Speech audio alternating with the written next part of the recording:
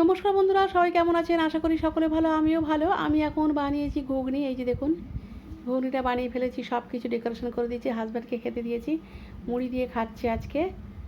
এর আগের দিনকেও মুড়ি দিয়ে খেয়েছিল, কারণ ব্রেড তো আজকে সানডে, বাসি ব্রেড খাওয়া ঠিক না, তো সে কারণে মুড়ি দিয়েই খাচ্ছে। আমিও মুড়ি দিয়ে খাবো, আমি তো মুড়ি দিয়েই সবসময় খাই।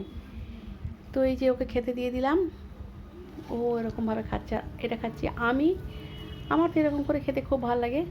আর সঙ্গে চা নিয়েছি। এই যে চাটা তো খুব গরম, ক্যামেরায় ধোঁয়া লেগেছে সেই জন্য ঝাপসা লাগছে। তো যাই হোক, তারপর আমি অন্যান্য অনেক কাজ করেছি, রান্না শুরু করে দিয়েছি। কলমি শাক ভাজা আর ভাত করছি এখন, জাস্ট শুরু করেছি। বাসনগুলো, এতগুলো বাসন মেজেছি, এগুলো আমি গুছিয়ে সব তুলবো। আর কলমি শাকে একটু নুন দিয়ে দিলাম। তারপর ছেলে ঘুম থেকে উঠেছে, ও তো সমস্ত ঘুড়ি টুড়ি খায়নি, ওর জন্য একটা বানিয়ে দিচ্ছি ভাজা কেক। একটা ডিম নিয়েছি, আরও 1/3 কাপ চিনি নিয়েছি। ভালো করে ডিম আর চিনিটা মিশিয়ে নিলাম।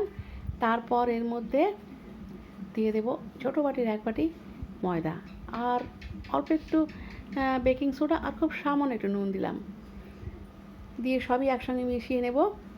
তারপর এর মধ্যে আমি 1 টেবিল স্পুন কর্নফ্লাওয়ার দিলাম, দিয়ে সব কিছু একসঙ্গে খুব স্মুথভাবে একটা ব্যাটার তৈরি করে নিয়েছি। এই যে দেখুন, এরপর ফ্রাইং প্যানে তেল গরম করে, সাদা তেল, তার মধ্যে ঠিক এরকম শেপ দিয়ে ভেজে দিচ্ছি।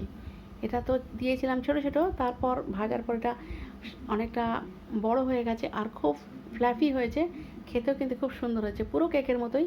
এই যে দেখুন, ঠিক এরকমটা হয়েছে, ভিতরটা ঠিক এরকম হয়েছে, খেতে খেতে খুব সুন্দর হয়েছে। চিনিটা আপনারা বাড়িয়ে নিতে পারেন আর একটু, আমি মিষ্টি খুব বেশি পছন্দ করি না। তো যাই হোক, চা দিয়েছি। আর এই যে আমার ছেলেকে ভাজা কেক। আর দুপুরে রান্না করেছিলাম কলমি শাক ভাজা আর করলা ভাজা আর চিকেন, এটুকুই রান্না করেছিলাম। আর ভাত তো করেছি, ঠিক আছে, আর শশার পাতিলেবু। তো আজকের ব্লগটা এই পর্যন্তই। সবাই খুব ভালো থাকবেন।